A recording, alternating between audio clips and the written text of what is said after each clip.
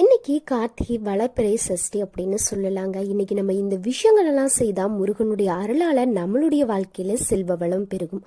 வாழ்க்கையில என்னதான் குறை கஷ்டம் இருந்தாலுமே அது தீரணும் அப்படின்னு முருக பெருமான வழிபட்டா போதும். அதுவும் மனதார நினைத்து அவருடைய திருநாமங்களை உச்சரித்தாலே ஓடோடி வந்து நம்மளுக்கு அருள் செய்யக்கூடியவர் தாங்க முருகப்பெருமான்.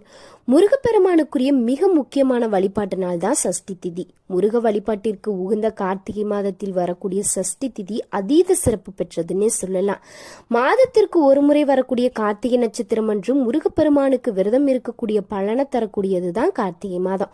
இந்த மாதத்துல கிருத்திகை, சஷ்டி, செவ்வாய்க்கிழமை மட்டும் இல்லாம நம்ம எந்த நாளில முருகனை நினைத்து வழிபட்டாலும் கார்த்திகை விரதம் இருந்த பலன் நம்மளுக்கு கிடைச்சிடுங்க. முருகப்பெருமான வளர்த்தெடுத்த கார்த்திகை பெண்களை பெருமைப்படுத்தும் விதமாக உருவானதுதான் கிருத்திகை நட்சத்திரமும் கார்த்திகை மாதமும். இதனால கார்த்திகை மாதத்தில் வரக்கூடிய சஷ்டி ரொம்பவே சிறப்புடையதா பார்க்கப்படுது.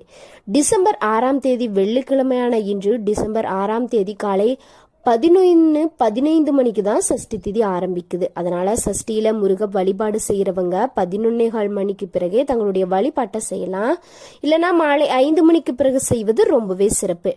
டிசம்பர் 7ஆம் தேதி காலை 9:42 மணி வரை சஷ்டி திதி இருப்பதால இந்த நேரங்கள்ல முருக பெருமான வழிபடுவது ரொம்பவே சிறப்பு.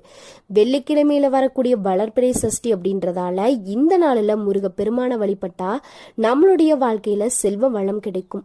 முருக பெருமானுடைய அருளும் மகாலட்சுமி மற்றும் சுக்கிர பகவானுடைய அருளும் சேர்த்து நம்மளுக்கு கிடைக்குங்க.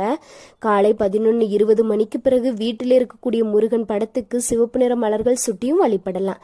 செவ்வரளி மாலை அணிவிப்பது ரொம்ப சிறப்பு. அப்படி கிடைக்காதவங்க செம்பருத்தி, ரோஜா போன்ற மலர்களை வைத்தும் வழிபடலாம்.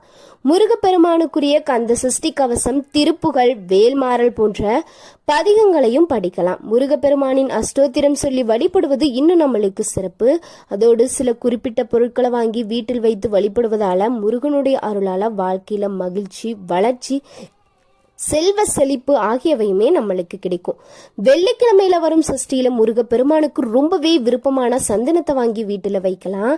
அதே போல சந்தனம், பன்னீருடைய வாசம் வீட்டுல எப்போதும் இருக்கும்படியும் செய்யலாம். இந்த நறுமணங்கள் முருக பெருமானுக்கு மட்டும் இல்லாம மகாலட்சுமிக்குமே ரொம்ப விருப்பமான ஒரு விஷயம்தான். இந்த நறுமணம் வீசக்கூடிய இடங்கள்ல முருக பெருமானும் மகாலட்சுமியும் தானே விரும்பி வந்து அமருவாங்க. அதோடு சுக்கிர பகவானுக்குரிய வெள்ளை மொச்சை பயிரை சுக்கிர ஹோரையில வீட்டுல வாங்கி வைப்பதால சுக்கிரவாசியம் அப்படின்றது நம்மளுக்கு கிடைக்கும். இதோடு முருகப்பெருமானுக்கு ரொம்ப விருப்பமான திருநீரு, மயிலிறகு ஆகியவற்றையும் வீட்டுல வைத்து வழிபடலாம். மயிலிறகு தெய்வத்தன்மை கொண்டது அப்படின்றதால வீட்டில் இருக்கக்கூடிய தீய சக்திகளை விரட்டிவிடும். இந்த வீடியோ பிடிச்சிருந்தா மறக்காம லைக்